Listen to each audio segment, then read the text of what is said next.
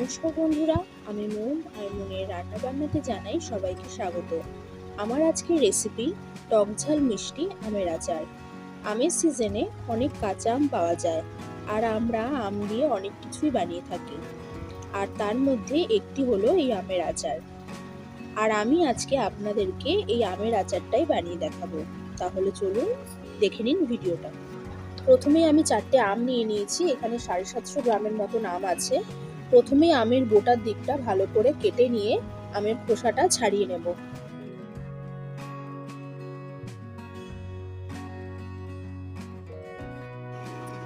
আমের খোসাটা ছাড়িয়ে নেওয়া হয়ে গেলে আমটা মাঝখান থেকে সমান দুভাগে কেটে ভাগ করে নেব। এবার এই আটিটা ফেলে দিয়ে লম্বা লম্বা করে কেটে নেব আমগুলো।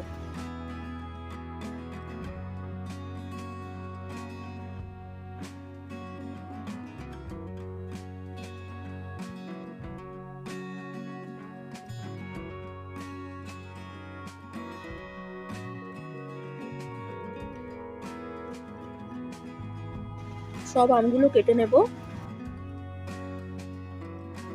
এভাবে লম্বা লম্বা করে কেটে নিয়েছি। আর এই আমের মাঝখানে যে এই মোটা অংশটা, এটা যেন সব আমগুলোর মধ্যেই থাকে। এরকম থাকলে আমের আচারটা খেতে খুবই ভালো লাগে। এবার আমটা ভালো করে জল দিয়ে ধুয়ে পরিষ্কার করে নিয়ে একটা থালার মধ্যে নিয়ে নিয়েছি। নিয়ে এবার 1/2 চামচ হলুদ গুঁড়ো আর 1/2 চামচ নুন দিয়ে ভালো করে মাখিয়ে নেব। ভালো করে মাখিয়ে নেওয়া হয়ে গেলে একটা পেপার বা সুতির কাপড় নিয়ে নেব। তার মধ্যে আমগুলো দিয়ে রোদে শুকাতে দেব 2 থেকে 3 ঘন্টার জন্য। আমি 3 ঘন্টা আমগুলো শুকিয়ে নিয়েছি। 3 ঘন্টাতেই কত শুকিয়ে গেছে আমটা।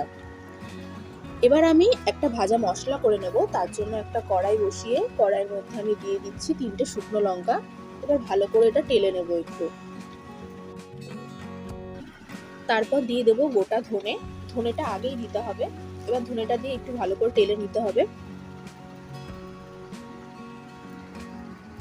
আর তারপরে দিয়ে দেব গোটা জিরে আর গোটা মৌরি দিয়ে ভালো করে একটু টেলে নিতে হবে কিছু। এগুলো থেকে যখন সুন্দর একটা গন্ধ বেরোবে তখনই মশলাটা নামিয়ে গুঁড়ো করে নিতে হবে। এবার ওই একই কড়াইতে আমি দিয়ে দেব 2 চামচ সর্ষের তেল।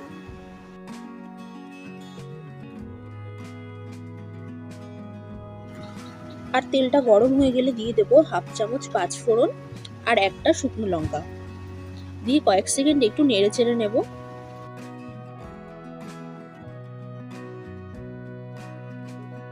তারপর এই তেলের মধ্যে দিয়ে দেব খুব সামান্য একটু আদা, যেটা আমি ঘষে দিয়ে দেব এর মধ্যে।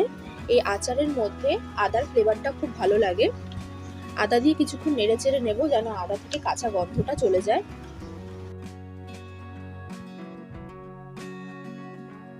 কিছুক্ষণ ভাজা হয়ে গেলে যে আমটা শুকিয়ে রেখেছিলাম সেই আমটা দিয়ে দেব।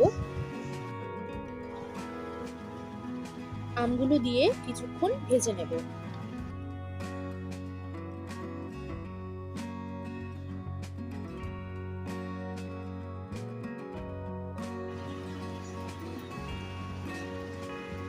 কিছুক্ষণ ভেজে নিয়ে এর মধ্যে দিয়ে দেব আখই গুড়।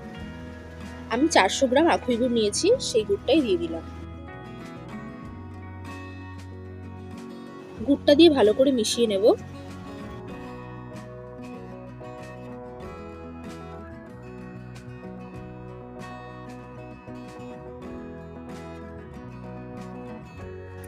আর মিশিয়ে নেওয়ার পর 5 মিনিট এইভাবে ফুটিয়ে নেব। তাতে আমটা সেদ্ধ হয়ে যাবে। তবে মাঝে মাঝে একটু নেড়ে দিতে হবে, না হলে গুড়টা নিচ থেকে লেগে যেতে পারে।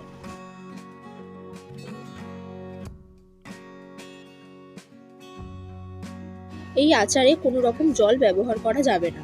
জল দিলে আচারটা বেশি দিন ভালো থাকে না। আর এই গুড়টা গলে গিয়ে যেরকম হবে তাতেই পুরো আমটা সেদ্ধ হয়ে যাবে।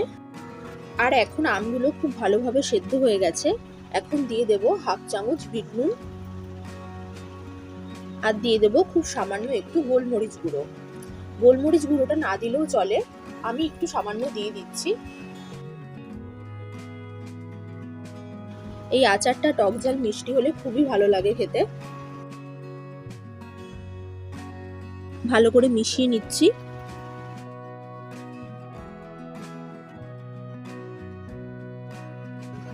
আর এখন দিয়ে দেব আগে থেকে ভেজে রাখা সেই মশলাটা। আমি 2 চামচ মশলাটা দিয়ে দিচ্ছি।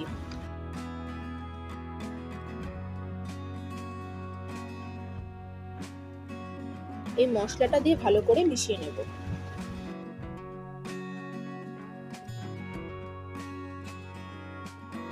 আর খুব বেশি জাল দেব না, তাতে আরো বেশি ঘন হয়ে যাবে আর আস্তে আস্তে এই গুড়টা অনেক চিটচিটে হয়ে যাবে, যেটা খেতে একদমই ভালো লাগবে না। তাই এরকমই রাখবো। আচারের গ্রেভিটা যখন ঠিক এরকম থাকবে তখন গ্যাসের ফ্লেমটা বন্ধ করে দেবো। আর গ্যাসের ফ্লেমটা বন্ধ করে দিয়ে দেবো এর মধ্যে 1 চামচ ভিনিগার। এই ভিনিগারটা দেওয়ার কারণে আমের আচারটা অনেক দিন পর্যন্ত ভালো থাকে। এই ভিনিগারের জায়গায় এখানে লেবুর রসও দেওয়া যেতে পারে। গ্রেভিটা এখন ঠিক যেরকম আছে, ঠান্ডা হয়ে গেলে এমনটা থাকে না, কিছুটা ঘন হয়ে যায়। আশা করি এই ভিডিওটা আপনাদের ভালো লাগবে। ভালো লাগলে আমাকে কমেন্ট করে জানাতে ভুলবেন না। আর আমার চ্যানেলটা সাবস্ক্রাইব করা না থাকলে সাবস্ক্রাইব করার অনুরোধ রইল। সবাই ভালো থাকবেন, সুস্থ থাকবেন। ধন্যবাদ।